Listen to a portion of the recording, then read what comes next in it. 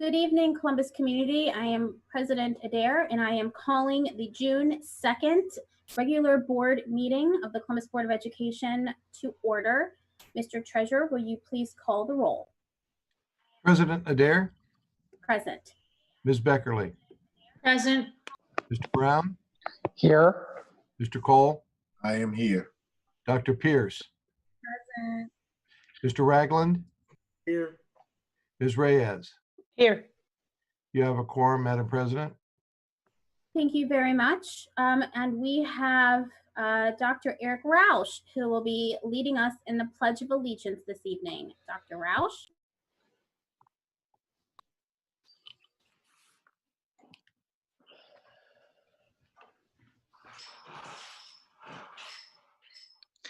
Let's try that again. I pledge allegiance to the flag of the United States of America and to the republic for which it stands, one nation, under God, indivisible, with liberty and justice for all. Thank you so much, Dr. Rausch. I wanted to begin this meeting reading the statement that this Board of Education and its leadership team issued on May 30th. And then we'll open the floor to the signatories of this statement if any of you would like to provide additional comments. The events of the past week, from the senseless death of George Floyd to the protests around the country and in our city, have left us heartbroken and frustrated. As we are sure our fellow Columbus City School colleagues would agree, our hearts are filled with sadness, anger, and disgust at yet another brutal attack of a member of the African American community. As one of the largest urban school districts in the country, Columbus City Schools must lead the way in spreading hope by educating our young people, not just with the knowledge of content, but most importantly of diversity, inclusiveness, and humanity. It is our responsibility to create the change agents of tomorrow through the education of today. That means we must equip our students with the tools necessary to understand and overcome systematic racism by teaching culturally competent and historically accurate curriculum, especially about the city that they will one day lead. We must also be forward-thinking and proactive in addressing the inequities and disparities that persist within our school district. Equity and cultural competency are priorities for Columbus City Schools and the Board of Education. Even though the world may appear scary, ugly, and without hope, now is the time for us to lead with love, compassion, and education. Columbus City Schools is committed to working together as one community to be part of the solution for a better tomorrow. And I would just like to say that I believe we have the leadership team in place to help continue to move us forward, to demonstrate action on this statement, to really conquer issues of disparities and inequity in our system of education. And by addressing those things in our system, we can be part of the holistic solution to show change and to demonstrate change across all systems of government. So at this time, I'd like to open the floor to any member who signed on to this, if you would like to provide any additional brief thoughts and comments. Board Member Brown. Thank you. And I certainly stand by the statement that we've issued and happy to do that. And at the same time, action is what counts. Proclamations, resolutions, and other statements are nice, but they alone accomplish nothing productive. They may help the speaker or writer feel good that they've done something, or they may help garner political support, but that's a long way from addressing the fundamental issues. Action is what counts. If we truly believe that all people are created equal and have equal fundamental rights, we must identify and take the steps necessary to take our community and our society to a better place. The changes needed are both large and small, fundamental and superficial, grand and commonplace, basic and complex. But unless and until we identify the actions that we must take and take those actions, all we're doing is talking.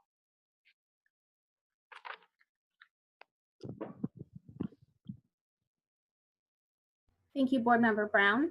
Anyone else like to provide thoughts? Board Member Ragland.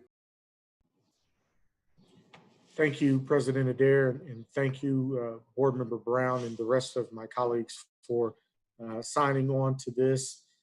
I believe that our students are the change agents of now. Quite frankly, while I was there at a protest on Friday, I saw a lot of CCS young people participating in these demonstrations. And they were doing it in a peaceful manner, doing it and speaking and using their voices. And somehow those voices ended up being co-opted by louder, stronger, older voices. And that is what I feel is a shame with this. For me, the systemic racism that exists within our city, within our nation, can only be broken down systemically.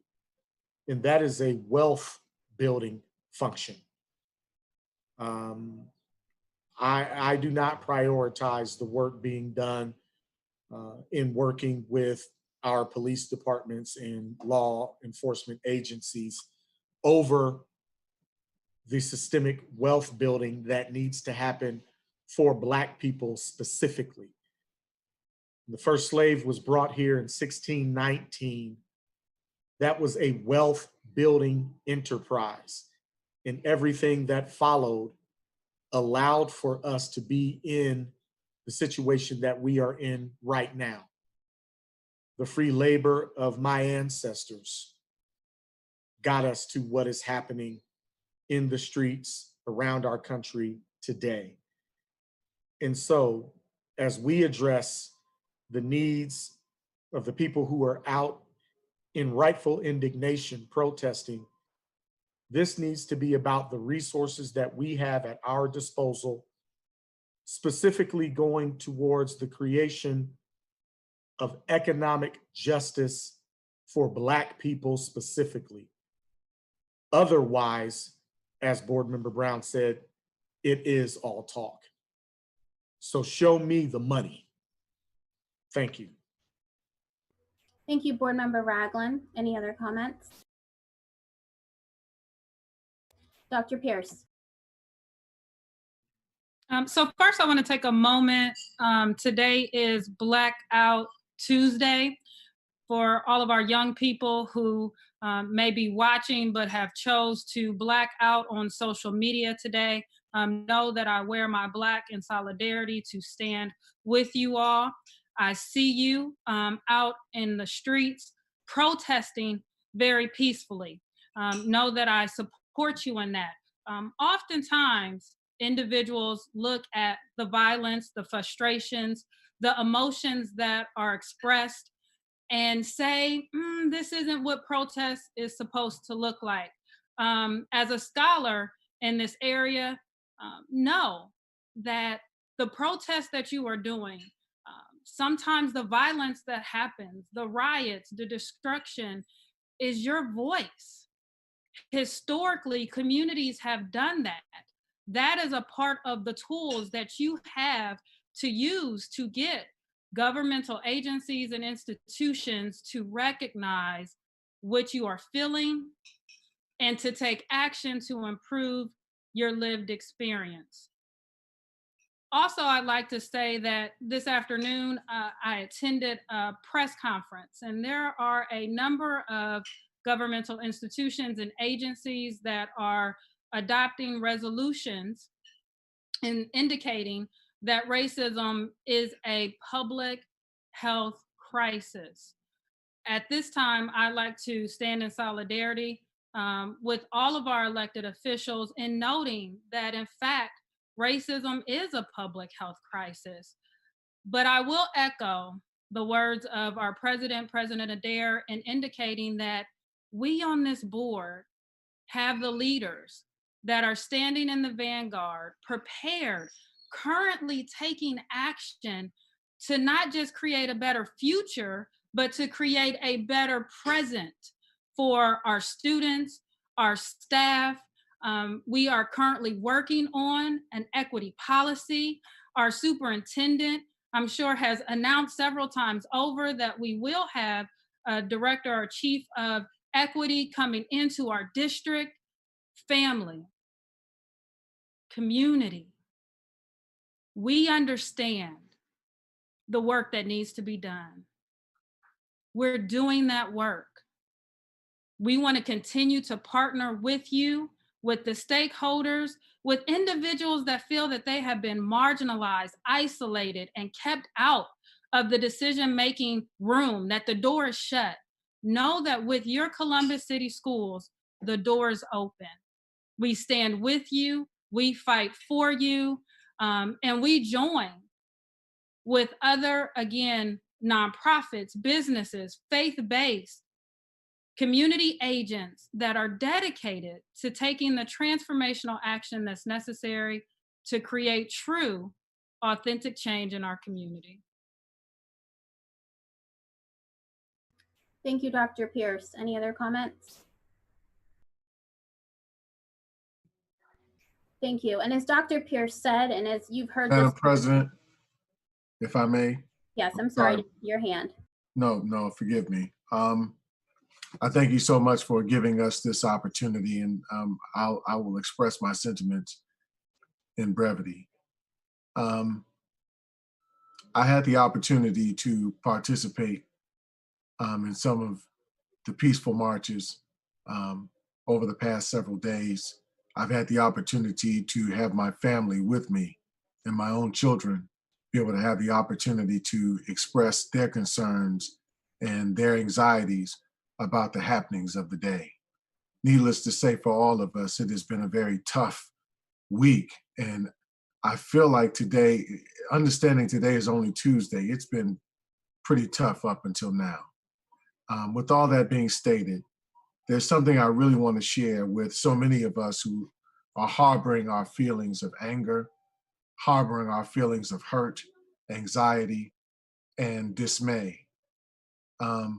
As an African-American man, as a Black man and father and husband in this city, this state, and this country, I've experienced interaction with law enforcement, whether it was as a child riding a bicycle in a neighborhood and being stopped by the police and asked, "Is this your bike? Where'd you get it from? Is your bike registered with the city?" And having to show these credentials as a new kid to a neighborhood, to being involved in things as a teenager out of anger and out of resentment that I may not should have been involved in and didn't make the right decisions, and experience interaction with law enforcement that way. I understand that the heavy hand of law is one that is needed at times to maintain order.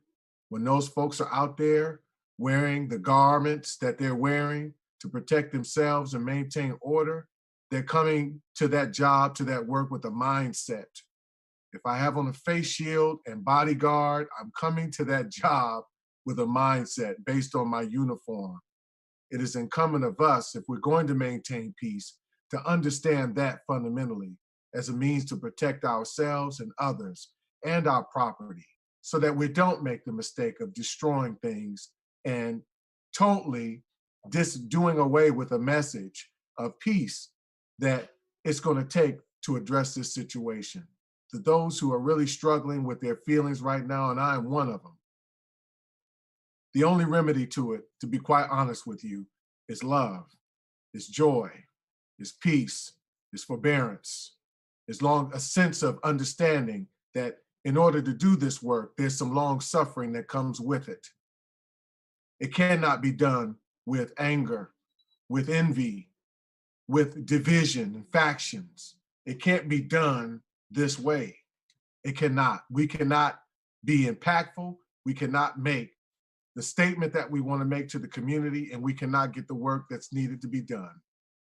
I'm really excited at the fact that I have the opportunity in this day and time to be a part of this movement, to make sure that Black folks here in the city of Columbus and anywhere in this nation state of the United States of America have the opportunity to not only have voice, but impact. I thank you. Thank you, Board Member Cole. Board Member Beckerly. Thank you. I guess, you know, in the category of keeping it real, since my students, if they taught me nothing else, they taught me the importance of that. I have to say that I continue to be worried.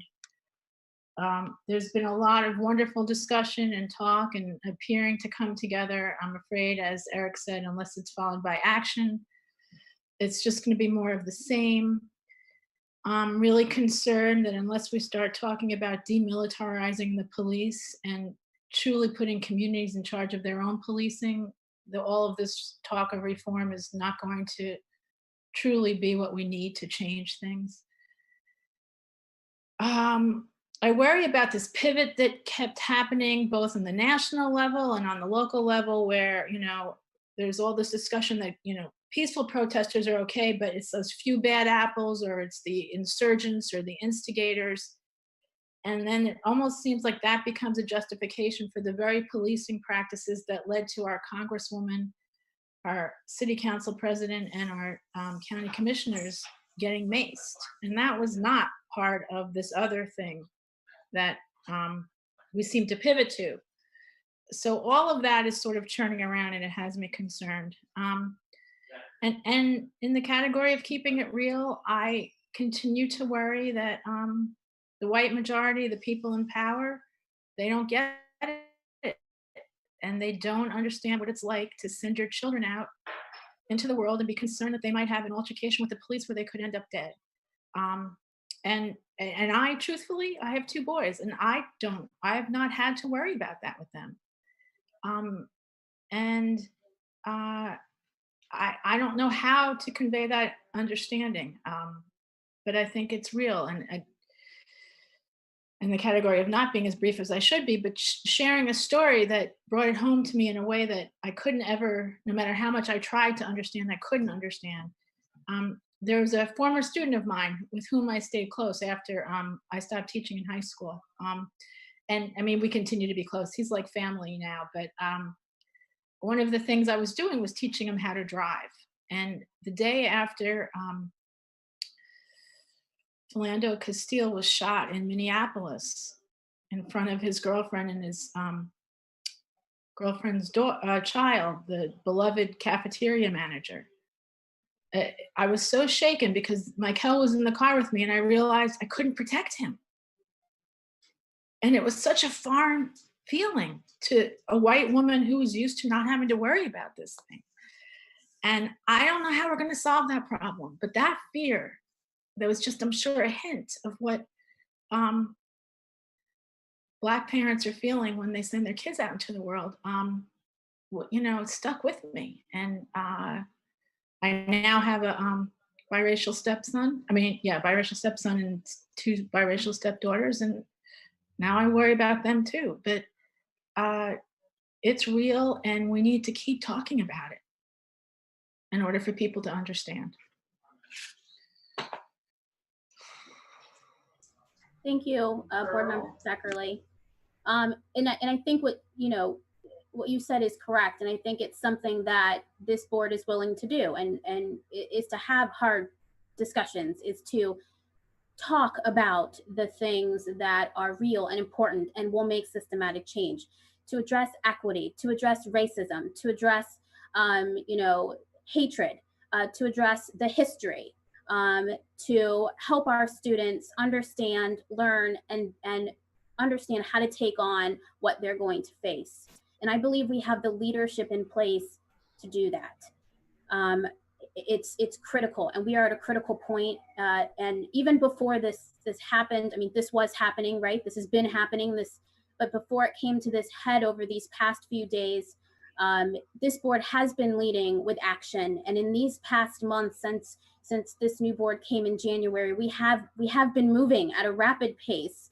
And we will continue to move, and we will continue to ensure change and ensure people are being held accountable. I also want to say, and I want to say this loud and clear to the members of our team, whether you are full-time, part-time, whether you are a student, this organization will not tolerate any type of discrimination or harassment. We are an equal opportunity employer.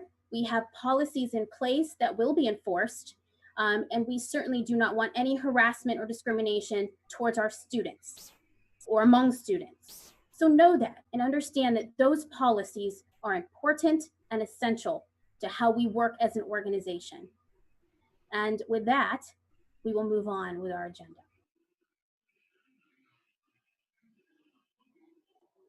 All right, board members, you have the agenda in front of you. We have no board recognitions this evening. We do have one public comment. We will have a report from the superintendent, and there is space for reports from the internal auditor and treasurer, but we are expecting no report. We have no board member matters, and we have items on our consent agenda this evening. We will then we'll have public or any comments from the Board of Education, and then we will actually end with executive session and adjourning once again from public meetings. So that is our agenda for the evening. Is there a motion to approve the agenda? So moved. Second. Thank you. Mr. Treasurer, please call the roll.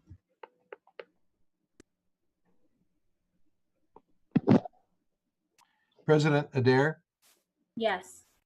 Ms. Beckerly, Yes. Mr. Brown, Yes. Mr. Cole, Yes. Dr. Pierce, Yes. Mr. Ragland, Yes. Vice President Reyes. Yes. Motion carried. Thank you so much. We have no board recognition this meeting, so we will move into public comment. We do have one public participant this evening. To remind everyone, you have 4 minutes to address the board and let us know. We have Board Liaison Nichols ready with Mr. Thomas Walker, who has to speak with the board about the topic of school budget cuts, the board action. He would like the board to address what a parent or citizen in CCS district can do to help prevent budget cuts in CCS. Board Liaison Nichols. President Adair, the first speaker is on the line. Mr. Walker, you have 4 minutes. Go ahead and begin.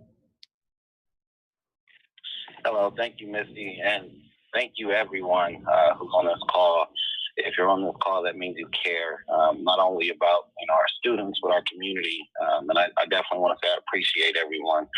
I wanted to touch on the budget cut, specifically just because I read the letter Superintendent Dixon wrote to the State Finance Committee. And it just got me to thinking about, who is the Finance Committee and who do they report to and how the money is being divvied up. And, we're on this topic of social injustice and disparity and across the board when it comes to Black people. And so I think it was appropriate for me to bring this up. I have a 5-year-old daughter who is not enrolled currently, but will be in the fall. She'll be attending Alpine Elementary. I had her in the lottery. I had her in the school choice lottery. I wanted her to get in Clayton Elementary. Clayton Elementary is by far the best performing elementary school that we have to offer in this district. And then as I started doing more research, I noticed there's really two. There's two main outliers as far as our schools in this district. Centennial High School and it's Clayton Elementary School. And when you look at the neighborhoods that those schools are in, it's predominantly white neighborhoods. And then so when I started, doing my research on like the Ohio State Committee and the financing and just what goes all into it, I was reading the guide or this guide from the Ohio Department of Education, and it states here that the amount of state funds that a district receives is based on a formula that takes into the account the student enrollment and the property wealth of the district.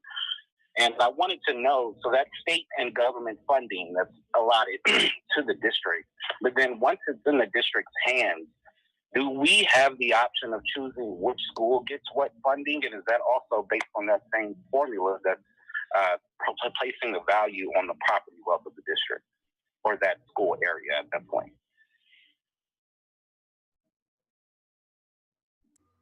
Okay, were you finished? Yes, I am. Thank you. Okay, thank you so much for your comments. Board members, are there any clarifying questions? Thank you, sir, so much. Thank you, Madam President. This is Board Member Michael Cole.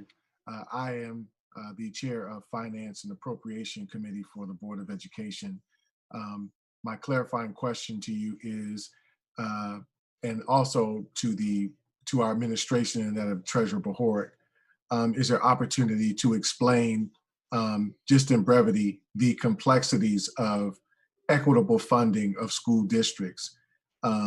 Each neighborhood comes with its own set of school challenges, even, and it's not even just a neighborhood issue. It's not just confined to that. It's actually confined to any number of variables that address the age and condition of a school building, the number of students enrolled, the types of students enrolled, whether those students are high functioning students or whether they are students that suffer from physical or learning disabilities. That are also, so each student in Columbus City Schools is not even funded to a certain extent at the same level as another student in particular. But Mr. Behort, can you just shed just a bit of light on the gentleman's question and his commentary? Thank you. Certainly, thank you. I think the gentleman raised two issues. One is the level of state funding and the mechanism used to determine that allocation to all school districts in the state of Ohio. And then secondly, how does budgeting work within the district? In briefly, he did identify that there is a formula, or at least there was a formula upon which school funding is, I'll say, allocated as opposed to determined, because the determinant really has to do with the state's overall budget, their priorities and allocations to the numerous programs that they fund with state revenues. But that has been, in my 40-some years of experience, what appears to be, to me, to be an eternal battle of getting the adequate funding for K-12 education. And I think probably now measured decades ago, a constitutional battle over whether or not the state met its obligation to fund K-12 education. And even with the formula, there still are inequities in that formula that have yet to be resolved.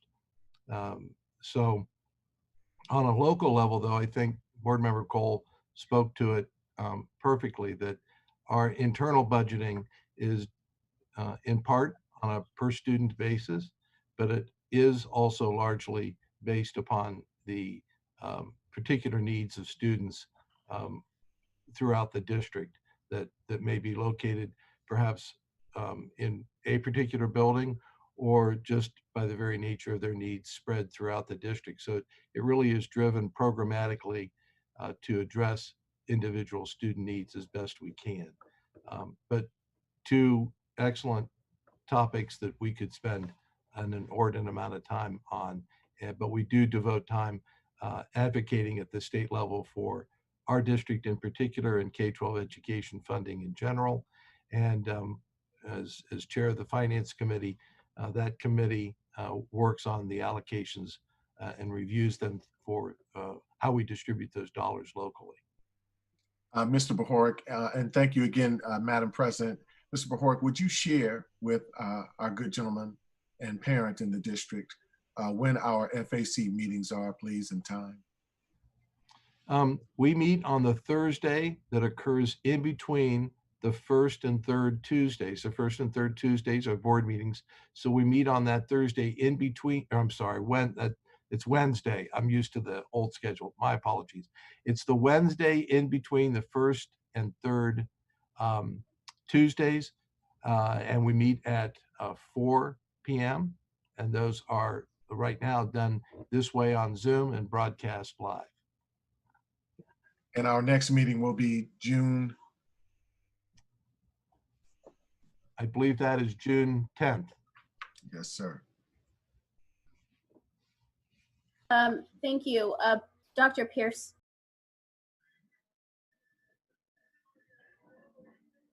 Mr. Thomas? Yes, I'm here. I'm Well, sorry.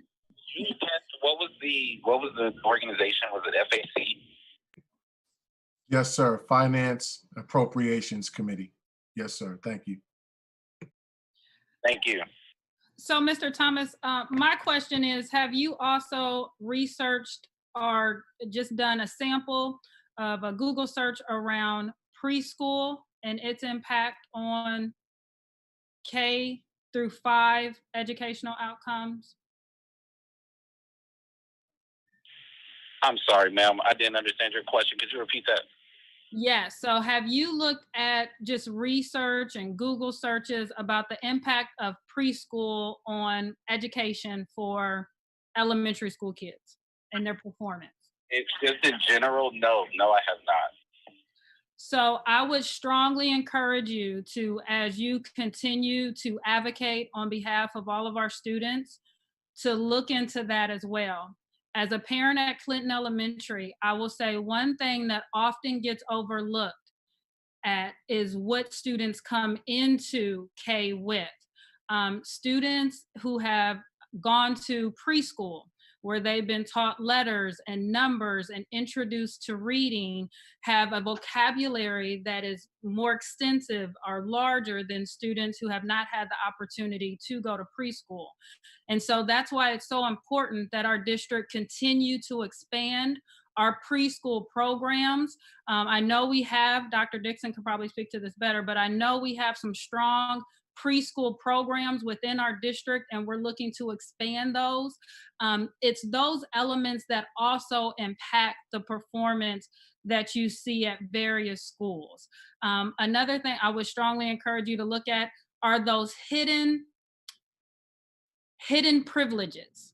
Again, as a Clinton parent, we have a very strong PTA, parents that are willing to pay for extra programming, that are willing to pay for extra resources to go into that school to help students perform better. So I smile so big when you ask this question, because the timeliness of this question is perfect. It aligns with everything, again, that our school board is working on, expanding our pre-K, preschool programs, ensuring that our curriculum audit is getting good action behind it, that we're looking at our curriculums from the K, pre-K all the way up through the 12th grade level. But I would encourage you, as you do your research, and mobilize other parents around this issue so they too can come to the table and stand with us. As our district points out, you know, these things impact performance, and it impacts it in such a way that it's cumulative. So by the time you get to high school, you know, by the time you're preparing for college and career, those extra little hidden privileges, those extra little opportunities have really propelled and pushed some of our students quite far along, while our other students that haven't had those opportunities would have done exceptionally well had they had those opportunities. I'm sorry, ma'am. What's your name again? That was Dr. Tina Pierce. She's board member. Okay. Hidden privileges. When you stated that you all are the faculty members and the parent board, you all are paying for better opportunities that go into the school. What do you mean specifically by that? Well, I'll give you an example. When my children were there, we had the opportunity to participate in chess club. This was at a time when I had just got done with graduate school, so I didn't have a good paying job yet. I was still struggling. We still paying student loans over here, so I'm gonna just be honest. And so I could not afford, I have 4 kids. I could not afford to pay $80 each semester for my children to participate in chess club. I just couldn't do it. We had a French club over there, and you had to pay a fee for the French club. So these are opportunities that again are given by community members, parents coming together and organizing to bring a particular facilitator in, a particular teacher that can come after school. That's another thing. Some of these things are happening after school. But again, they come with those costs, and they come with families or parents that have the resources and can pay for that. Now, please note, I don't hold that against the parents that can afford to pay those extra costs. What I stand for and what I advocate for is making the same opportunities available for families and students that cannot afford those opportunities. So one thing that I can say about Clinton is whenever there was a student who really wanted to participate in those programs, the teachers, including Mrs. Beckerly, because she was a teacher there at the time, went to bat for those students and made sure that they had the opportunities. And there was a time when Miss Beckerly called me in and said, Tina, Malcolm really loves this saxophone, and I'm going to sit in my room at lunchtime so he can play with his band. So I couldn't afford to give him those extra lessons, but I tell you what, Miss Beckerly made that opportunity available for him and his friends to play in the band and have that opportunity. So just be mindful of those hidden opportunities and think about how we can expand those opportunities throughout all of our schools for all of our babies. Yeah, I think that that's super important and highlights, again, our equity work. So thank you, Dr. Pierce, for bringing that up. Board Member Brown, do you have a clarifying question? I do have a very brief question, and that is, Mr. Thomas, thank you for your interest in the subject of school finance.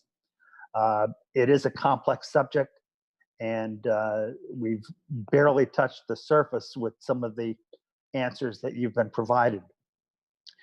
I was just going to ask if you're interested in following up. This is a challenging way in which to try to have a conversation. Please contact me. I'm happy to either sit down and talk or maybe have a conversation on the phone these days, and try to answer your question more fully than what we can do here online. Misty Nichols, who you're working with to get into the call, can provide my contact information, or you can leave yours with her. Absolutely. I am 110% interested in that. And thank you for the offer and the opportunity. And that goes for everyone else there as well. If you're, I want to get involved as much as possible, just to be 100% transparent with all of you. I am a Black young man, graduated from Brookhaven High School in the class of 2012. Brookhaven was recently closed down a couple years ago due to funding and student body issues, as we all, I'm sure you know. But absolutely, I think with all that's going on, we all are probably the ones that care, at least, are trying to find ways. I definitely appreciate the opportunity to do so in any way.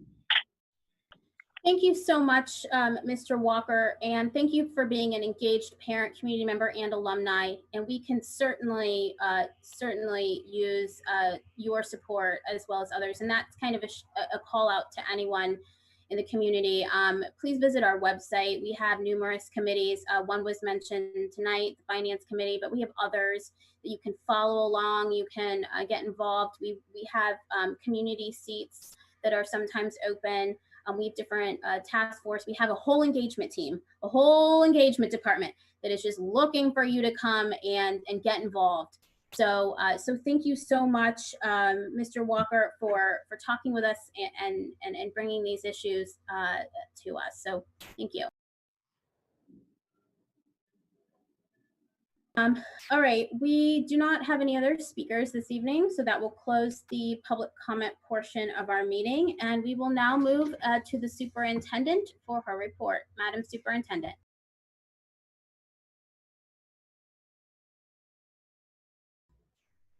Thank you, board members, and thank you again for the comments that you shared earlier regarding the letter that we all signed off on.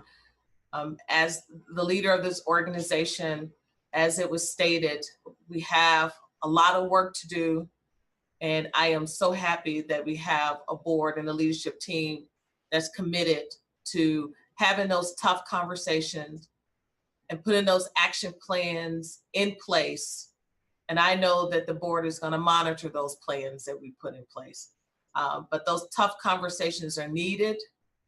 And we're going to move forward to also partnering with those institutions who can help us in having those conversations across the entire district. Tonight, I would like to report on a singular issue that impacts Columbus City Schools, and that is reopening for the 2021 school year. There are two elements that I would like to report on this evening. And one is the process and extensive work that's underway now with our staff and partners to help determine what the new year will look like. And then the second is the budget challenges related to providing those best educational opportunities, while we also know that we have to protect the health and safety of our students and staff from COVID-19. Like many organizations, we continue to face the uncertainty during this pandemic. But we know that our organization impacts the lives of 50,000 students, and thinking about making sure that we do that and we do that well is another thing that keeps me up at night.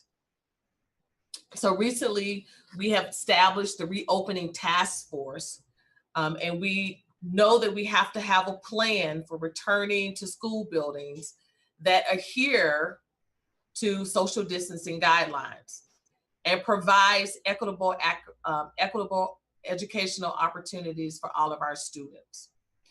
You notice that Governor DeWine briefly discussed the reopening during his press conference today.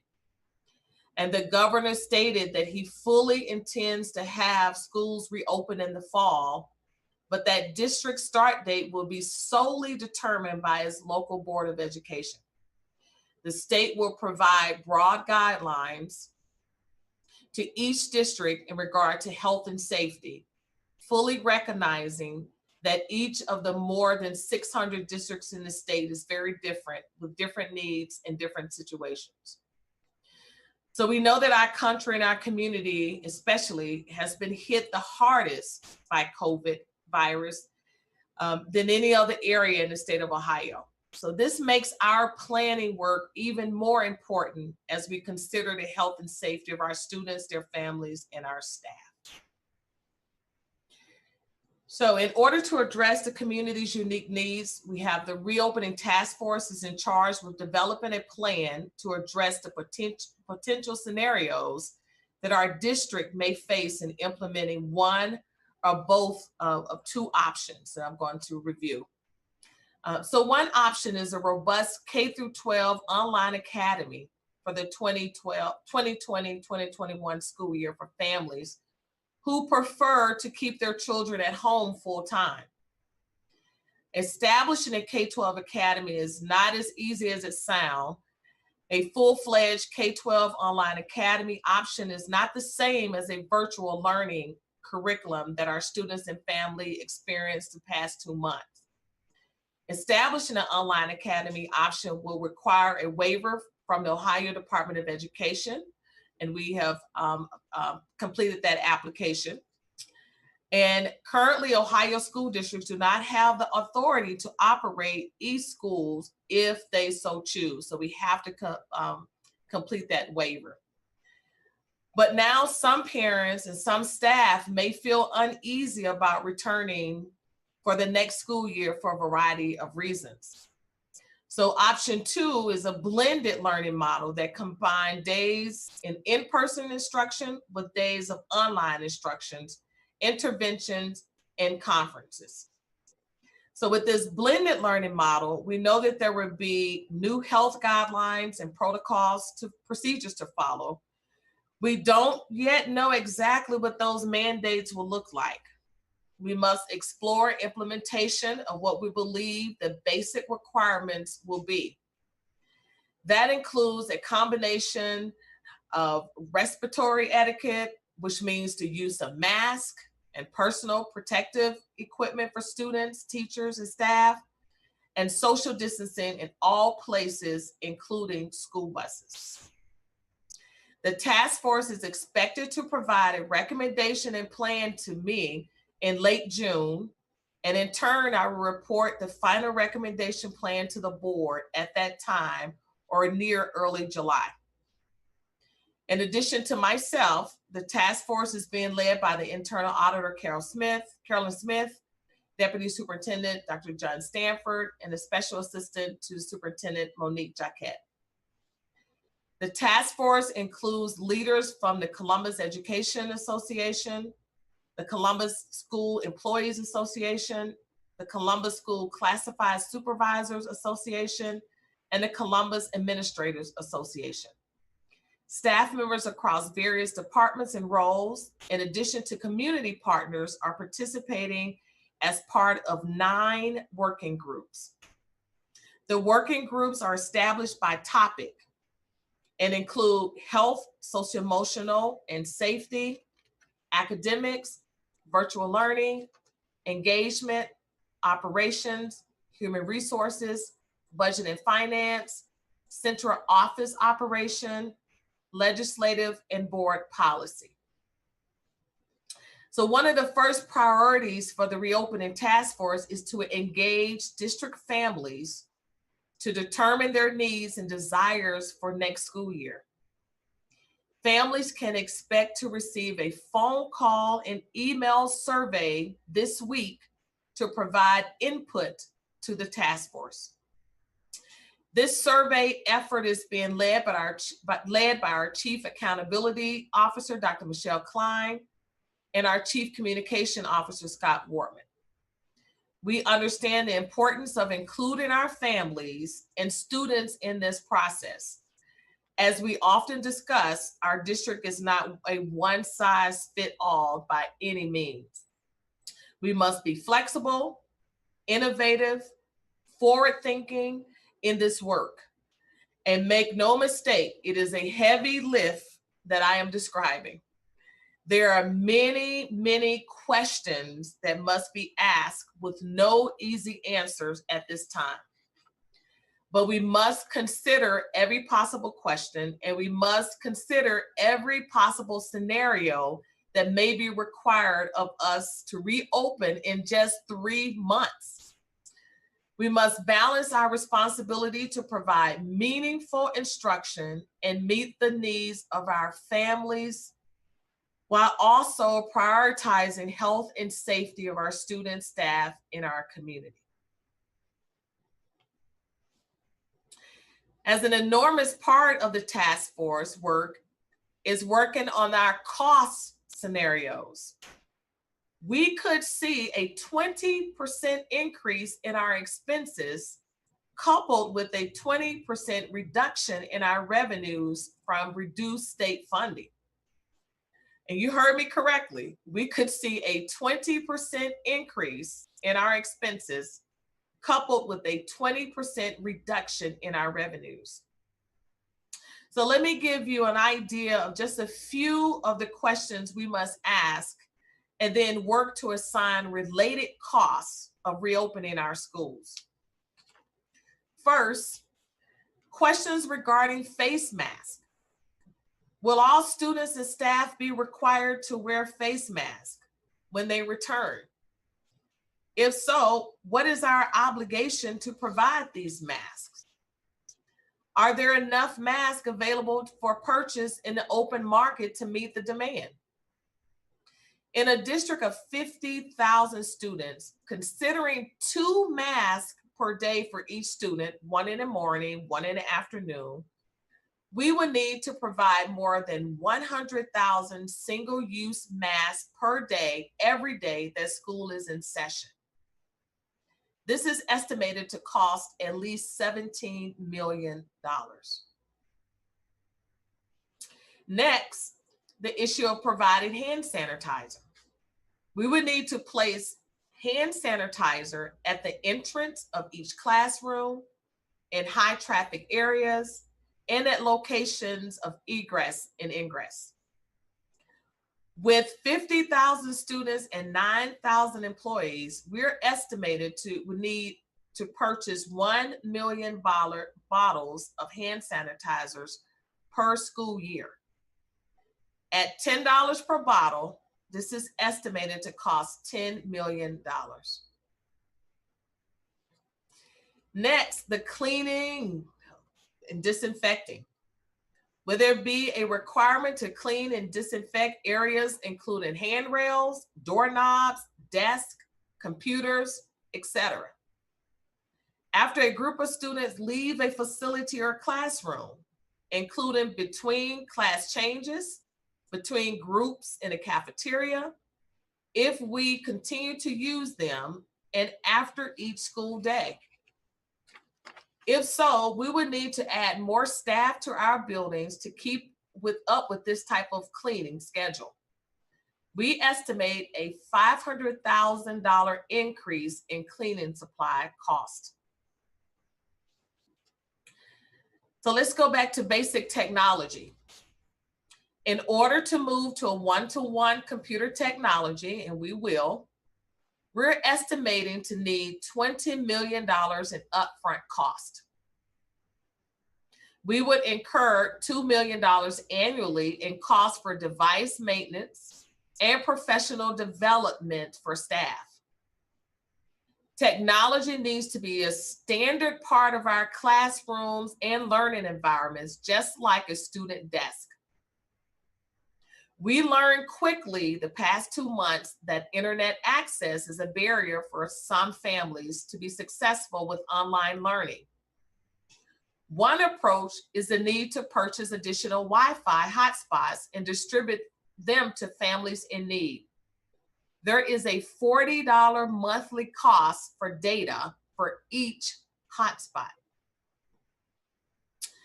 At last, but not least of the larger issues is transportation.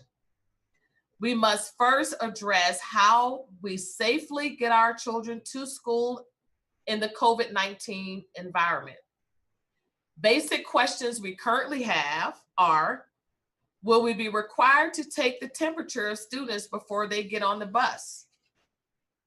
What do we do with students who have a fever? Are we required to send an elementary student back home where no one may be there? If not, will we place a potentially infected student on a bus with other students, thus impacting their health and safety as well as that of the driver? We would need to install barriers to protect our drivers. Those are all the questions that we're asking. If so, with more than 800 buses in our fleet, it would cost $4.6 million in materials and labor to install those polycarbonated sheets. That's $4.6 million in material. If we have to run buses at less capacity, what would that mean for routing? We currently provide transportation to accommodate more than 40,000 students and nearly 100 different school calendars and bail schedules when you factor in the community schools and non-public schools. We currently average 30 students per bus route.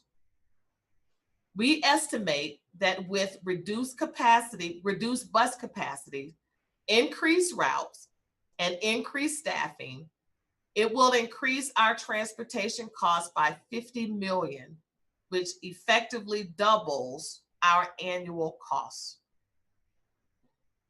As I mentioned, these are just a few of the cost-related questions and issues that we must anticipate. There are many, many more.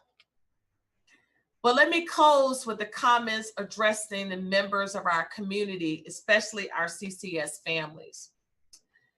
I know we want answers sooner than later, but we want our CCS community to understand the extensive and complicated plan we are trying to develop for 50,000 students, while keeping them and our 9,000 employees safe during the COVID-19. This is not an easy planning process. It's not a fast one, though we know we have to make it. We have a deadline and we want to get this information out by the end of June. We have to move quickly and correctly in order to provide the best academic opportunities for our students, so they meet their short-term and their long-term goals and their dreams. And we will do just that. So I appreciate the ongoing guidance of our local, state, and federal health experts. Make no mistake, all my decisions will continue to be made first and foremost following the recommendations of our health guidelines. Safety will always be my first priority. So with that, that's it for my report. Or if there are some questions that I can answer, I'd be glad to answer. And I have some staff members who can chime in as well. Thank you. Thank you, Madam Superintendent. Board members, are there questions? Just a short one for me, Madam President. Thank you. Madam Superintendent, I think I've gotten this response previous, but I wanted to make sure I was clear from you. Are we looking at any point in time or investigating the option of a staggered or a tiered reopening of the district? Again, that information is been explored by our working groups, and we will bring that back to the board in the end of June. So we have many scenarios that are being explored. And once we get closer to what we believe that this organization can move forward, we'll report that out to the board the end of June. Thank you very kindly. Thank you. Other questions? Dr. Pierce? Thank you, President Adair. Dr. Dixon, thank you so much for presenting this information, for really giving our community an understanding of some of the issues and questions that we have to consider as you're making these tough decisions, as we're making these tough decisions. And it just kind of sits with you once you see those costs. So I can only imagine how it's sitting with our community right now as we look at those costs and we know that we want our babies back in the classroom learning. My question is this: have we identified businesses, community stakeholders, and partners that are willing to help us with these costs, that are willing to provide some of the PPEs that we may need? At this point, we have some few people who have offered some support, but we want to make sure that we have a comprehensive list of those things that we do need. I am working with the city, with Matt Smidle and the mayor, who are going to assist with the technology.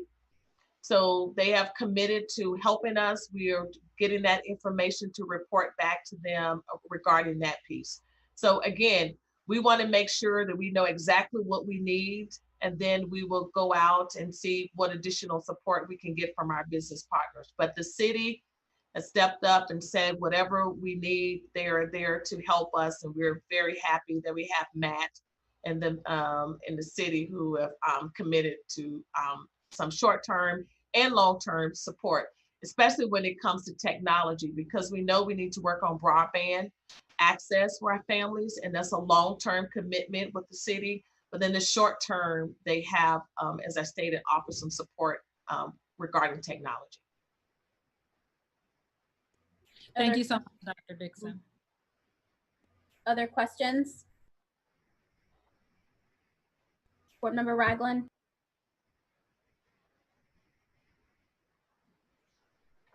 Thank you, Madam President. Thank you, Dr. Dixon. You mentioned that a lot of the guidance we'd like to have a lot sooner rather than later. Would this guidance in the word coming down regarding what those guidelines are going to be, would that be coming from the Ohio Department of Education, governor, or some combination of both? Yeah. So we've been giving guidance, and that's very, not any definitive answers of what we must do and must not do. So that's very different. So when you're thinking about what are those must have and what are those things that you could potentially do. And right now districts have been just given a lot of guidance.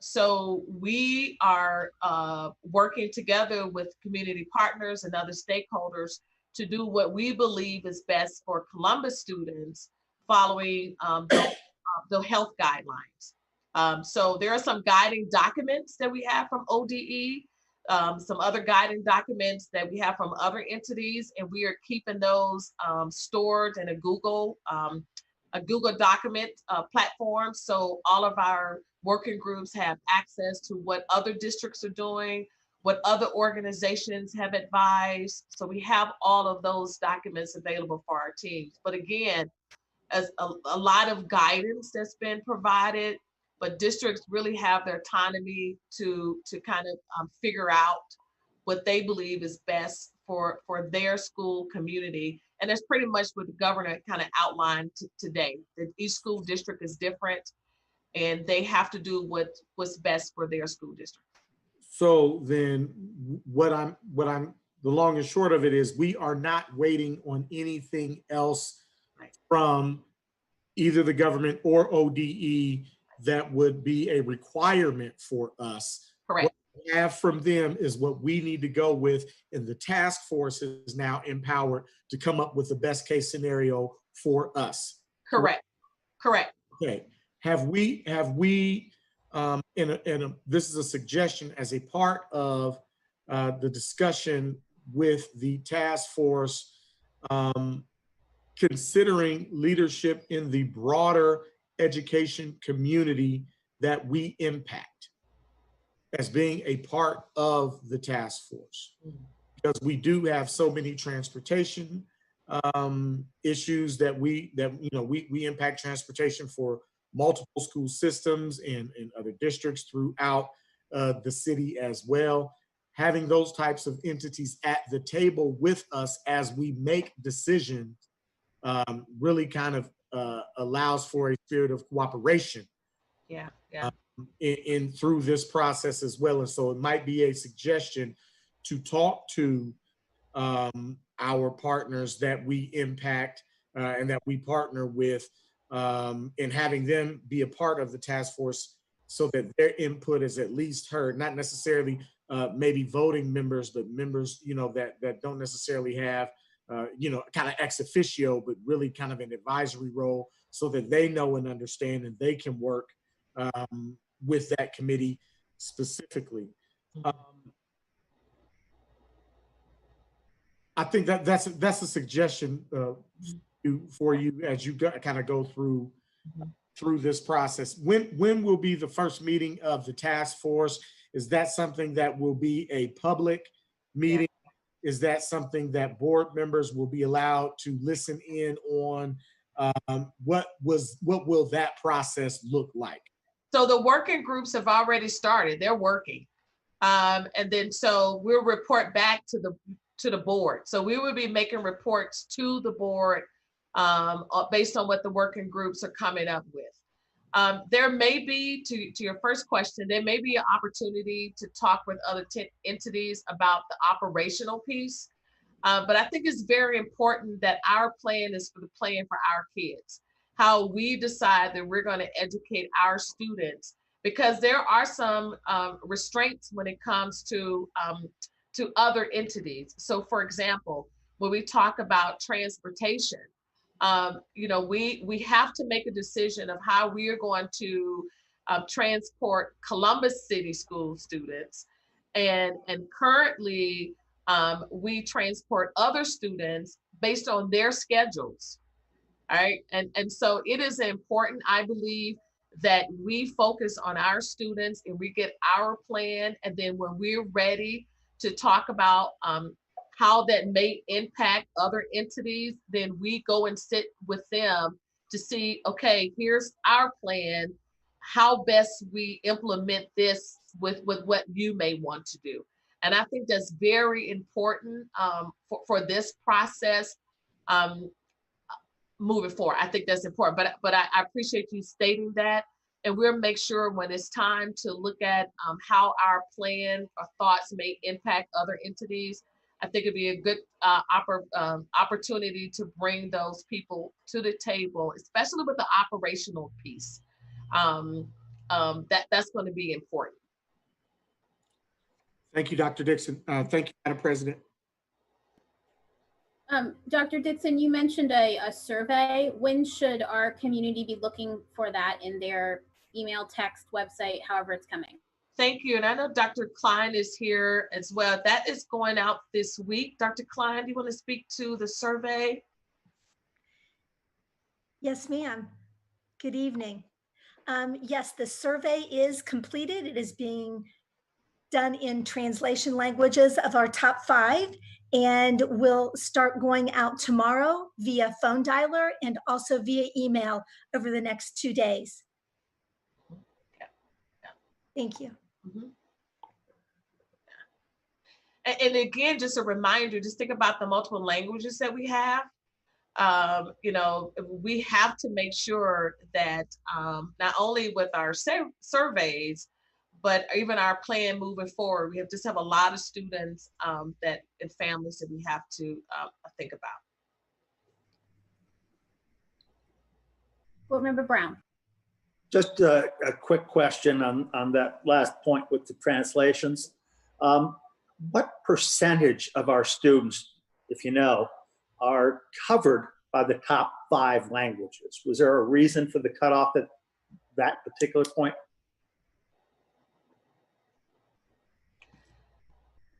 I believe it's because who we have, and I would see if Michelle, you want to? Yes.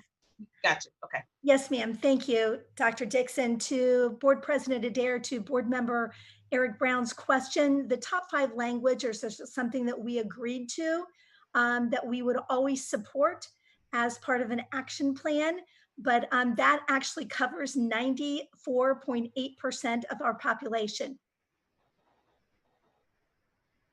Thank you. Thank you. Any other questions for the superintendent? And board members, again, I just want to say, if you need some other information, please don't hesitate to let me know. We're going to, as we report out, I can provide something on Friday, so you kind of know, how we're proceeding, what are some barriers. Just let me know what you need, so that when I come to in June, that it's you've known what the process was and how we engaged and where we are landing.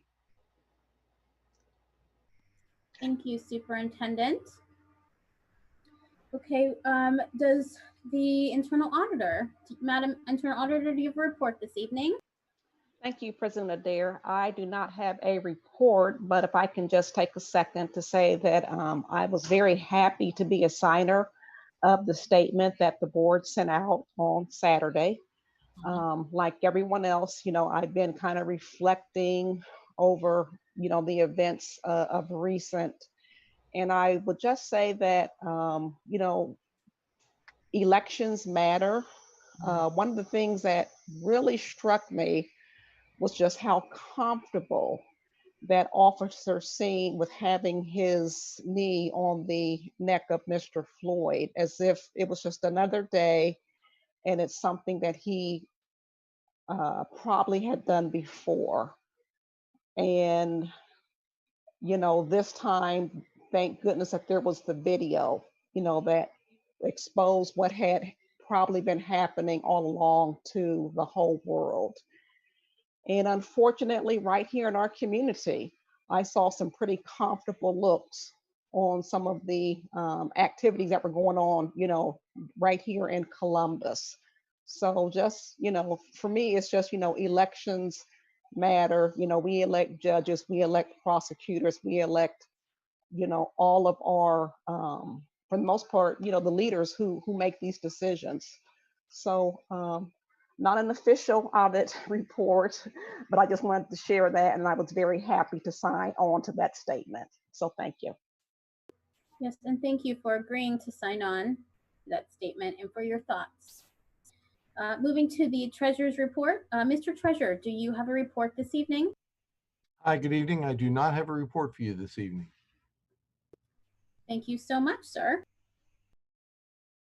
We have no items in board matters, and we will move to the consent agenda. Board members, you have the opportunity to request items to be removed from the consent agenda by vote. Are there any items that need to be removed or you'd like to be removed from the consent agenda? Board Member Beckerly. I move to remove item 10.1 from the consent agenda. Thank you. Is there a second to remove item 10.1 from the consent agenda? Since I can't quickly get to my agenda, could you, what is item 10.1? Yes, item 10.1 involves the approval of board minutes. Oh, okay. Is there a second?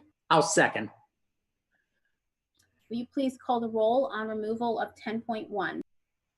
Ms. Beckerly, Yes. Mr. Brown, Yes. Mr. Cole, Yes. Dr. Pierce, Yes. Mr. Ragland, Yes. Vice President Reyes, Abstain. President Adair. Yes. That motion carried. Thank you. Are there any other items that need to be removed from the consent agenda? Board Member Ragland. Yes, I'd like to have items 17.2 through 17.25 removed from consent. Was there another one you want? Oh, as well as, no, excuse me. I move that item 17.2 through 17.25, as well as item 19.1 be removed from the consent agenda for discussion. Thank you. Is there a second? I second. Mr. Treasurer, please call the roll to remove items 17.2 to 17.25 and 19.1. Mr. Brown, Yes. Mr. Cole, Yes. Dr. Pierce, Yes.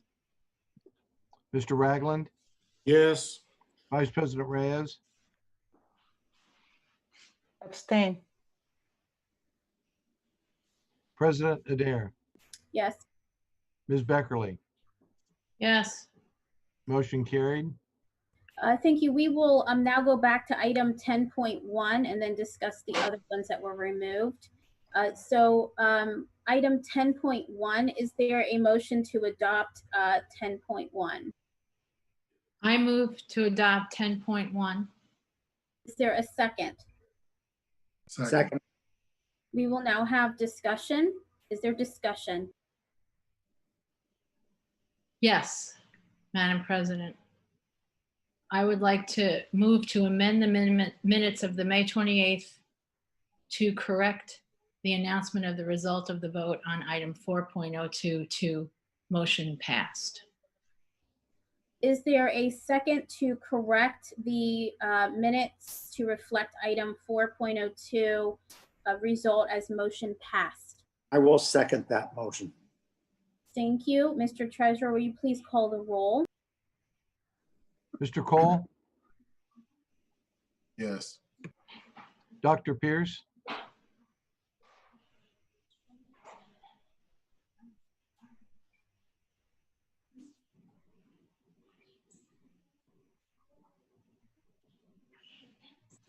Abstain. Mr. Ragland, Yes, I have a question. If we had two board members that abstained from the vote on 4.02, wouldn't they have to abstain on the vote to have the correction done? So you were asking for a point of order. Yes.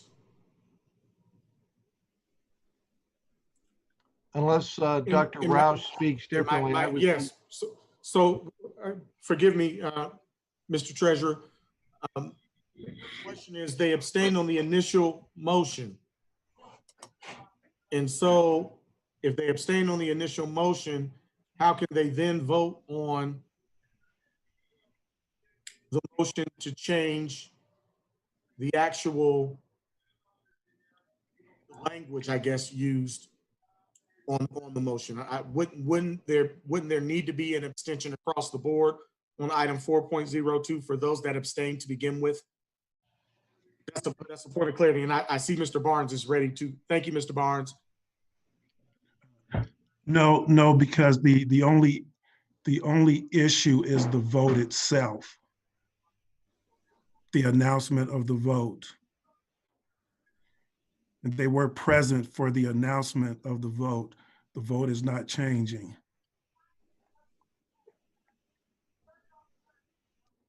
Can I interject? Board Member Ragland, does that satisfy your question? I will defer to Board Member Beckerly in her response. Maybe she's got some clarity as well, but she asked to interject, and so I will defer to her first. Board Member Beckerly. I think we're just voting on the minutes themselves and what happened at that meeting or what didn't happen at that meeting. So I think it's okay for a member who was present and appropriate for a member who was present to vote on amending the minutes. That is correct.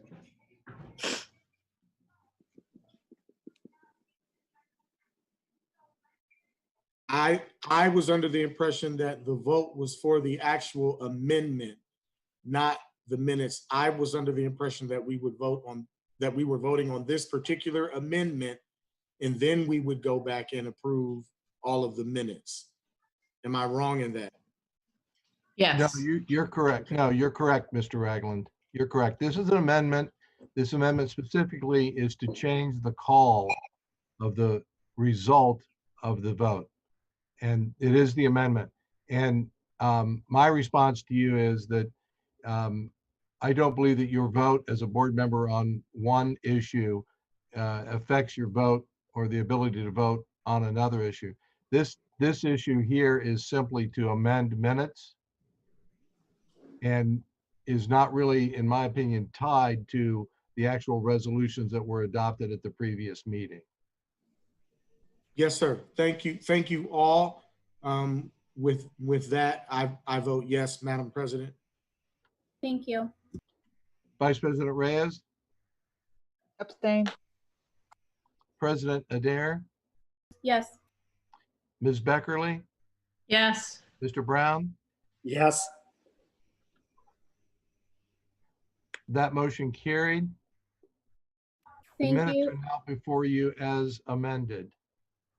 All right, so now we have that amended. We will, I will ask now for a roll call on the item 10.1 on the motion to accept the minutes with the amendment to correct the announcement of the result of the vote on item 4.02 in the May 28th minutes to motion passed. Dr. Pierce, I abstain. Mr. Ragland, Yes. Vice President Reyes, Abstain. President Adair, Yes. Ms. Beckerly, Yes. Mr. Brown, Yes. Mr. Cole. Abstain. Motion carried. Thank you. We will now talk about item 17. Actually, Mr. Ragland, how would you pulled these out? How would you like to talk about them, one by one, or do you want to group them all together? Certainly. Thank you, Madam President. First and foremost, before we begin, I'd like to reiterate my call to the board that I have already spoken with Dr. Dixon and Mr. Behort around formalizing parliamentary procedure for the board based on what we just went through and the exercise that we just went through. I do believe that we should formalize a parliamentarian for the board regarding board votes and literally devote resources towards getting that person trained in order to keep us on point regarding these types of issues. I absolutely don't want to add more to Dr. Eric Rausch's plate, but he has been serving in a quasi capacity in that role, and I would support the continuance of that in a more formal fashion. But I would just recommend that we do what is necessary to empower him to be the expert on that issue. And if that requires additional training or otherwise, let's see if we can't do something around that and get that formalized. We've had several parliamentary procedures that have gone astray, and I think that a formalized parliamentarian process would benefit the board. And so I wanted to make sure that I said that on the board floor. My request for the board is that we discuss business and operations legislation starting at 17.2 through 17.25 as a collective.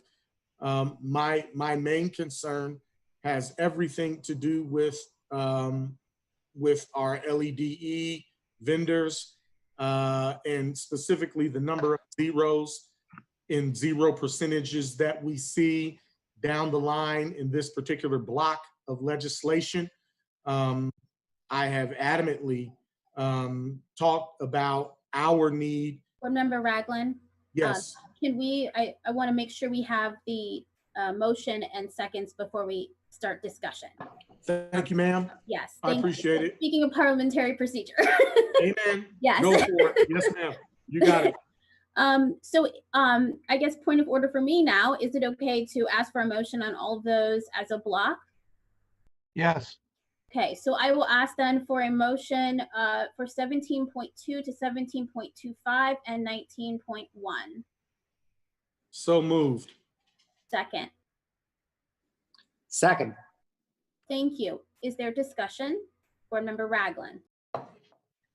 Thank you again, Madam President. For me, we have to address our issues in working with our local economically disadvantaged enterprises with intentionality. I have, really kind of stood on my head with this since I first got started with this opportunity to be a part of the Board of Education. I've been addressing these issues as a small business owner for quite some time now. And quite frankly, based off what we are seeing with our country literally in flames, I have reached my limit of the excuses that we are being given regarding the zeros that we see in this category, particularly in this area. Some of the solutions that I have proposed, I'd like to hear from administration where we are with them, in particularly with the expansion of the department. I've talked specifically about the fact that we have one individual within the district and a $1.5 billion budget that is focused on this particular area with intentionality. I've asked very specifically numerous times from the board floor that this department be expanded. In that discussion, I have not seen or heard of any type of movement on that specifically. The same response that I've gotten when talking with administration on these particular pieces of legislation, speaking specifically on 17.2 through 17.25, with the exception of 17.14 and 17.24, was that there was an issue around LEDE bids, the number of LEDE companies that are bidding, and the price points for those bids. I believe that the expansion of the department can help us in those areas, but if we never expand the department, we'll never be able to see capacity being built through our process. And so when we are discussing issues of equity and we are discussing issues of systemic racism, these are the types of practices that, while legal, lend themselves to the continued degradation of minority business communities throughout the country. And so I can no longer be supportive of this type of practice when the excuses have been the same over time and there's been no movement towards the recommendation of solutions. And so I wanted to have this discussion with our colleagues because I'd like to gauge your temperature on what you believe we need to be doing in order to empower the district to spend its resources with those businesses that have a higher likelihood of hiring our parents. And the reason why I say it specifically like that is because when we have discussions about the achievement gap of African-American students specifically increasing, one of the first things that we mention almost as a collective is that many of our students are coming to us from positions of poverty. Well, how do we express that poverty is the reason why they're not learning the way that we want them to learn, at the same time that we're not using our financial resources to help break the cycle of poverty for their parents and their families? This right here in this example is evidence for me that we need to be doing something different. I have also asked the administration to come back to me with suggested policies around what we need to do to use our current infrastructure, using our policy review committee and other apparatus that we have to address these through our policy that can lead to better practices. I'd like to know specifically where we are on those things tonight before we vote on these particular issues. And then regarding 19.1, on May 7 of 2020, I sent an email that I received from the NAACP to our COO, Maurice Odom, regarding the entity that was awarded the contract in 19.1, Miles McClellan, with some clarification language regarding their status as an LEDE. And I'd like to know if the district responded formally to the NAACP regarding the information that was presented in their call to action dated May 5th, but sent to our COO on May 7th. So I know that's a pretty long-winded explanation. I am willing to go back over any of those items in this discussion with my colleagues. Thank you again, Madam President. Thank you, Board Member Ragland. Certainly, those are very important issues that you discussed. They are not quite relative to the discussion about the items on the agenda, though, in terms of voting on it. I do think, though, it is important, and I will certainly, with some flexibility, allow some discussion by board members. But I think that, as you brought up, that was a lot and a lot of information. And we probably need to think through that and address that in a different type of a forum. I know you have been asking for this from the administration, and I believe that they have given some information. But you know, you are bringing up very important topics that we do need to consider as a board. It's just not quite germane to the exact legislation, but I will give some flexibility because there are some board members that would like to speak to that. So saying that, I will give it to Board Member Brown. Thank you. Thank you. Let me say first that I really don't have the information that you mentioned, James, pertaining to 19.1. So I'm not going to address that at this point. But the other items, I thank you and I appreciate your raising this issue. I know you've raised this before in general. This particular set of items this time struck me, I think more than ever, as lacking in participation by contractors here in the community, by our local contractors, by our people that fit the category of LEDE, and it's unfortunate. And I think that we do need to do more. Specifically, and I was trying to think about this, and I don't know entirely what our practice is, but in having a long conversation about this issue earlier this week with my wife,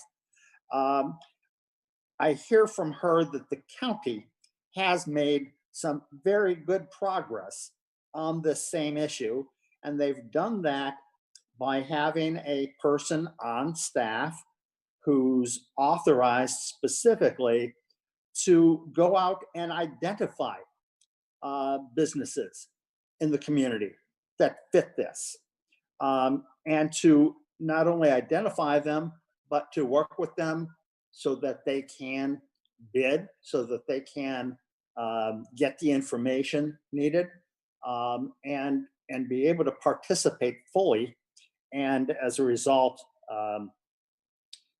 win some more of these bids. I think that sounded like a good idea. They've done other things in the past, but that has been successful for them. The individual who's doing that for the county is probably available, at least for a conversation about what she does, how she does it, and to talk with somebody. But I think we really need to focus some resources on this issue specifically, working with contractors and vendors, that it needs to be a high level person who has some authority to speak for the board and for the superintendent on this. And then it occurred to me that, gosh, we've got, we've done some things directly in purchasing, but we've got a new position starting August 1, Chief Equity Officer, and perhaps that person or somebody in that department can be specifically tasked with working on doing exactly what we're saying, and identifying those businesses, working with them, and making some real progress to get winning bids for them. So we do have a staff person who does do that, Eric, and I don't want the community to think that we don't. The problem, and what Board Member Ragland was saying, is his argument is we just have one, right? And so it's about providing her more resources. She does an excellent job, and she does go out and recruit, and she actually came and presented at a board meeting, if you recall.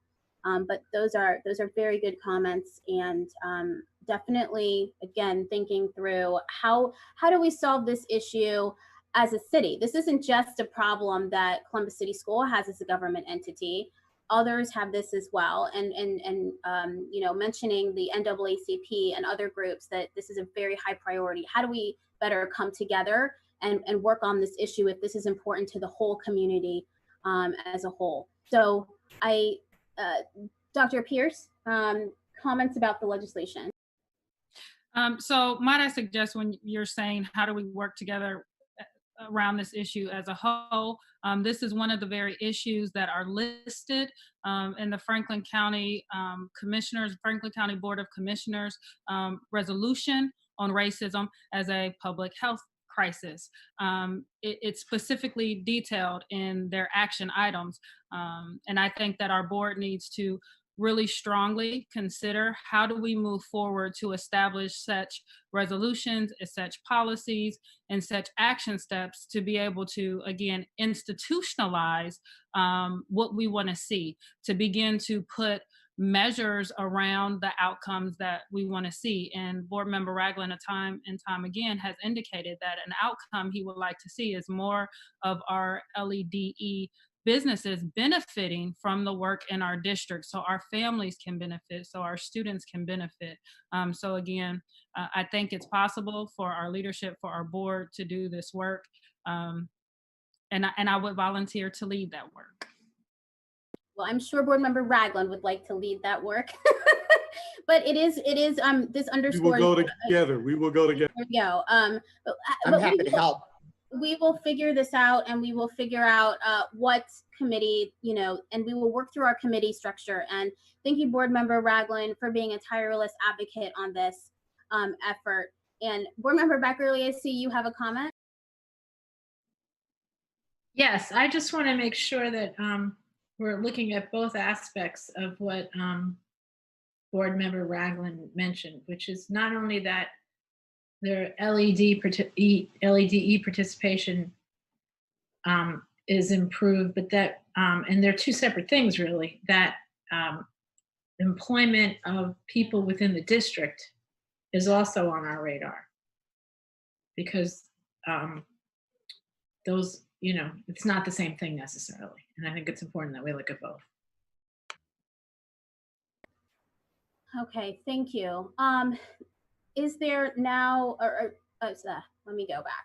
Mr. Treasurer, will you please call the roll on items 17.2 through 17.25 and 19.1? Mr. Ragland.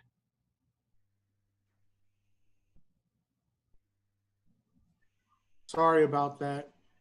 I am voting yes on item 17.14 and 17.24, and voting no on the rest between 17.2 and 17.25.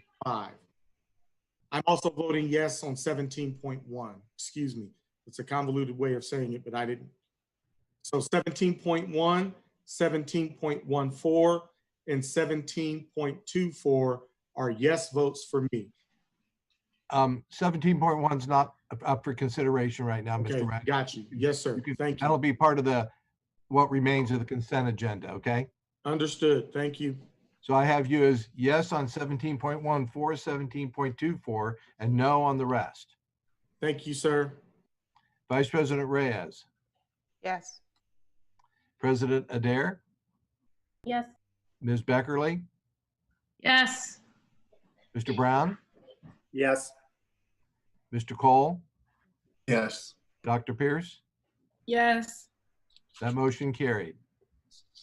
Thank you. We will now move to the rest of the consent agenda, which now maybe it's easier to say, but doesn't include 10.1, 17.2 to 17.25, and 19.1. But everything else between those numbers to 24.3. Motion to approve, Madam President. Second. Please call the roll. I'm sorry, was there discussion? Mr. Ragland, did you have your hand? Yes, I would like a response from the administration on my question around 19.1. That will be noted. We will speak to the superintendent. Please call the roll. Vice President Reyes. Yes. President Adair. Yes. Ms. Beckerly. Yes. Mr. Brown. Yes, except as to 18.1, on which I vote no. This matter continues to be a distraction when we've got far more important things to deal with. Mr. Cole. Yes. Dr. Pierce. Yes. Mr. Ragland. Yes. That motion carries. Thank you so much. We will now move into item 25, which is announcements from the Board of Education. I would like to start by recognizing this is the beginning of June, and that is Pride Month. And something that we have traditionally done is participate in the Stonewall Columbus Pride Parade as a school district. And that parade has been postponed at this point until October. We hope it can still go on in October. But we still wanted to take the opportunity to recognize this month and what it stands for. And we will be putting out a series of videos to highlight the commitment that the school district has around mutual respect and understanding of one another, which goes along with the conversation that we had earlier today. We will call this series Celebrate Diversity, and we will offer messages of inclusion, acceptance, respect, and equality. We've invited board members as well as others to participate in these videos, and we just are announcing that and wanting you to be on the lookout for them as they hit your social media, I believe on Fridays, starting this Friday. If you have any questions, and I want to give a shout out to thank all of the people that traditionally help with the Pride Parade and getting our students involved and our families involved. And I know that you will work to do that when it is rescheduled. But I want to thank you anyway right now during this month. And I want to thank Scott Varner from our Department of Engagement and Tyler Carter from our communications office, who will actually be working on these videos. And you know, as our statement says, and as our inclusion statement says, you know, we really value everyone, and certainly want to support all of our students and faculty, and parents and community. In the LGBT community. So I just want to have that announcement and be on the lookout for those videos. Do any other board members have any other announcements this evening?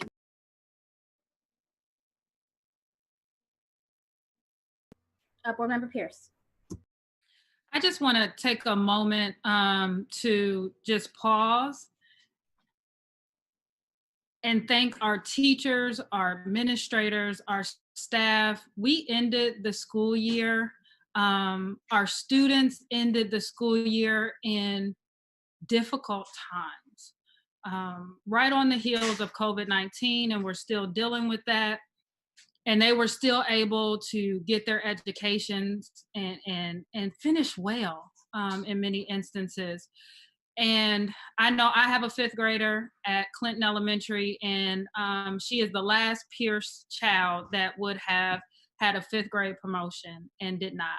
So to all of our 5th graders who missed that lunch on the lawn, who missed that promotion ceremony, know that we are all so very proud of you. You are still in our thoughts. We celebrate you. We praise every accomplishment that you have.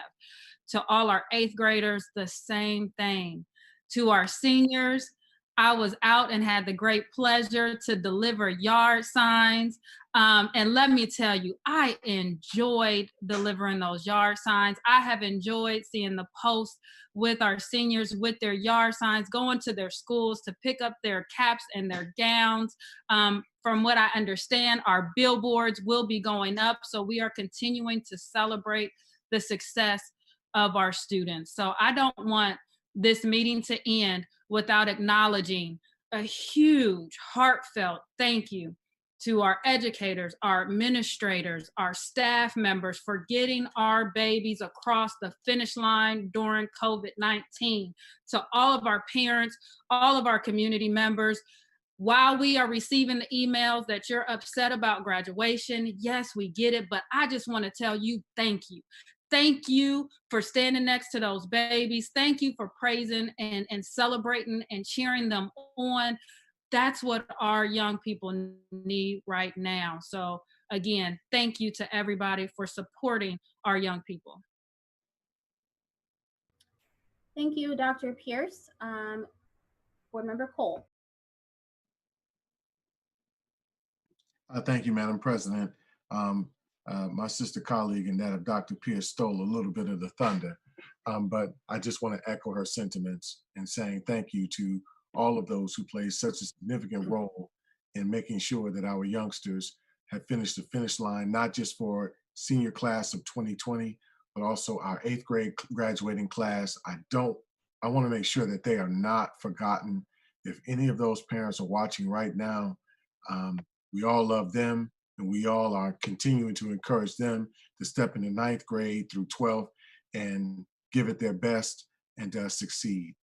In closing, I also, along with my daughter, both of us went and delivered yard signs to our seniors. And it was a wonderful, wonderful experience, particularly in that of me offering apology for the decision that I personally made in voting yes for virtual graduation, and explaining to them that this was not about doing something easy or convenient. It is not convenient when you are the parent of a graduating senior. This was something that was specifically about safety and well-being of families, and wanting to celebrate in the safest way possible. COVID is not going away anytime soon. It certainly has not gone away at this point in time, and the weather's warming and things are changing. But the response that I received back of grace and of love and appreciation was just an awesome feeling.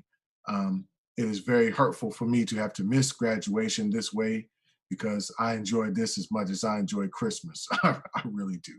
So I wanted to just share that. Thank you for those who were all engaged, including my other colleagues, Ms. Beckerly, for being there to deliver those yard signs. Thank you, Board Member Cole. And I believe Dr. Dixon, I delivered yard signs, Yep. and I think a couple other board members did as well as a lot of our community partners and our engagement team who is out there. I know I Can in the city of Columbus were also major sponsors of that. So thank you to everyone who made that happen and are continuing to celebrate our senior class. So thank you both to Dr. Pierce and Board Member Cole for bringing that up. Certainly appreciated. Board Member Brown, it's to you now. Thank you. And I too appreciate the comments made, especially those about our graduating seniors, and hope that they realize that this is just another step in their education, and that they've got ways to go and they're capable of doing that. I just wanted to touch on one aspect. I know we talked quite a bit at the beginning of the meeting about the racist action that occurred in St. Paul, and that's gotten just huge attention, and deservedly so, because it is so outrageous. But I don't want to overlook the other incident that occurred at almost the same time, and that's Amy Cooper demonstrating her racism to Christopher Cooper. Have acquaintances who know Mr. Cooper and have very, very fine things to say about him. I think what occurred was horrible and terrible. And what especially bothers me about it is it's so commonplace. It's so pervasive. It's the kind of, yes, murdering people is horrible too. The number of incidents is not great, fortunately. But the pervasiveness with which white privilege can inflict the kind of harm that Amy Cooper did potentially do is just everywhere, all the time.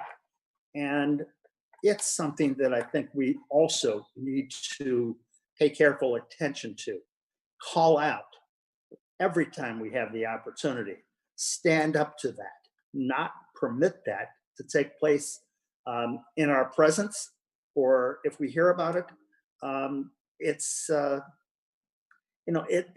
because it's so commonplace that I think it's so bothersome to me, and that too is something that we have to work on, and part of that is educating our students, and not just providing the information, but helping to raise them in a way that those won't be their kinds of attitudes. Thank you. Thank you, Board Member Brown. And you too bring up a very, very important point about implicit bias and conscious bias. I'm sure that woman would claim she is not at all racist at all. You know, but that's what happens. It's very embedded in who we are and how we work as a culture.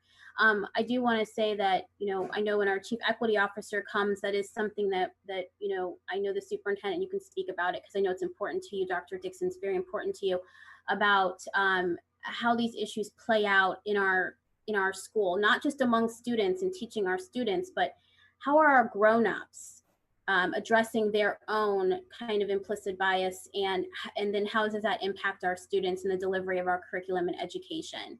And I know that that is something that our equity officers, as well as curriculum, and Dr. I don't want to steal your thunder because I know this is really important to you. I don't know if you want to take a second. No, you're fine. Okay. You know, it is something that I know that that we are working on. Again, a plan of action, actionable steps, ways to address it. That's what this board is about. That's what this leadership team is about. Okay, any other announcements? Oh, Dr. Pierce.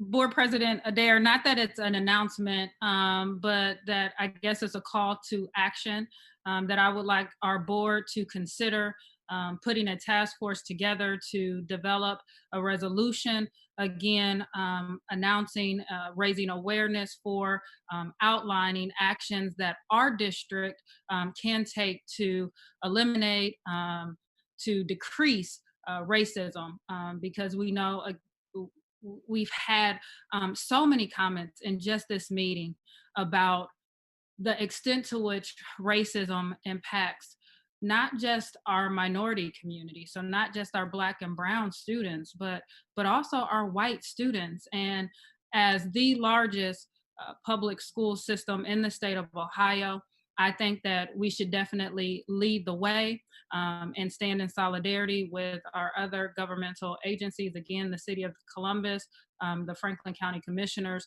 to craft and adopt our own resolution of racism as a public health crisis. Thank you for that comment, and I would say it's a crisis in public education as well, Dr. Pierce. And as we focus on education, you know, that is why you have elected us to sit and govern this district. And I think that as we continue this work, again, this full leadership team is on board with addressing and taking actionable steps to address these issues. So at this point, I don't think that there are any other announcements. I'm looking at your hands in the chat. I see nothing. So we will go ahead and close this portion. And we will move in to our next part of executive session. And Vice President Reyes has a motion for that. I move the Board of Education go into executive session per section 121.22 G1 of the Ohio Revised Code to consider the appointment, employment, or compensation of public employees. Is there a second? Second. Please call the roll. President Adair, Yes. Ms. Beckerly, Yes. Mr. Brown, Yes. Mr. Cole, Yes. Dr. Pierce, Yes. Mr. Ragland, Yes. Vice President Reyes. Yes. Motion carried. Thank you. And just a reminder to the viewing audience, we will leave the public portion of this meeting and we will come back to officially adjourn our meeting for the evening at the conclusion of our executive session. So we will see you back here in a little while.